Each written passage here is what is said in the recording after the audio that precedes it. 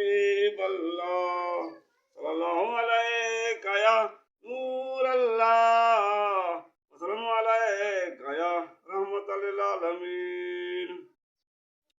हिकिड़े दफ़े हिकिड़ो काफ़र आयो भॼंदो पंहिंजे काफ़रनि जे मजमूए में ऐं उन्हनि खे दाऊं करे चवणु लॻो त अॼु नबी करीम सल्लल्लाहु अलैहि वसल्लम खे पाण शहीद कयूं, तमामु उन्हनि खे शहीद करणु आसान आहे। नऊज़ बिल्लाह। काफ़रनि सभिनी चयो त इहो कीअं आसान थींदो, आहे त ॾुखी में ॾुखी ॻाल्हि, ऐं आहे बि दलेर, आहे बि सुहिणो शख़्स, ऐं उन जे मथां सभु साहबी क़ुर्बान था थियनि, पाण खे सवले कीअं थींदा। चई मां ॾिसी आयो आहियां नबी करीम सल्लल्लाहु अलैहि वसल्लम काबे जे भिक में सिजदो ॾेई रहियो आहे। सिजदो जेको करे थो उहो बि कलाकनि जा कलाक करे थो। हिकिड़ो माण्हू वॾो पथर खणी छत जे मथां चढ़ी वञे बैतुल्लाह शरीफ़ जे मथां सिर जे मथां उछले थो वॾो वज़नी पथर, पाण शहीद थियो थो नऊज़ बिल्लाह, क़तल थी वेंदो, शहीद थी वेंदो। पोइ सभिनी जो वाह जे यार असांखे ॻाल्हि ॿुधाई। हिकिड़ो पाण खे दलेर काफ़र सम्झंदो हुयो, उन चयो त हाणे मूंखे इजाज़त ॾियो, तव्हां सभु राज़ी थियो, मां सां नाराज़ न थियो, इहो कमु मां पाण करे ईंदुमि। पर उन्हनि खे इहो ख़बर न आहे जो आहे पथरनि जो बि नबी आहे, पथरनि ते बि हुकुम कंदड़ आहे, सभिनी जो आका आहे। पर उनजे दिमाग़ में खलल हुयो, उहो दिलेर पाण खे सम्झंदो, ॾाढो सम्झंदो, ताक़तवर हुयो, बहादुर हुयो काफ़र। वॾो पथर खणी बैतुल्लाह शरीफ़ जी छत जे मथां चढ़ी वियो।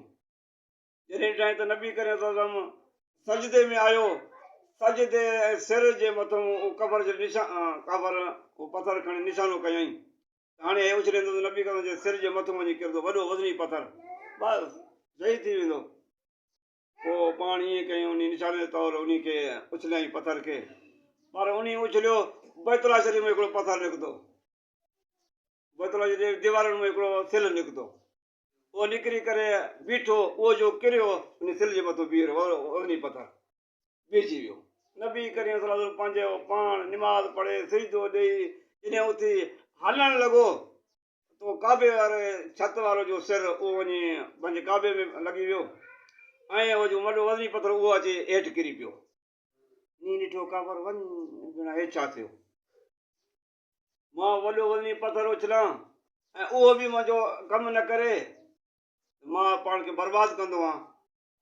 पाण काबे जी छत खां लथो, अची नबी करीम सल्लल्लाहु अलैहि वसल्लम जे पेरे किरी पियो।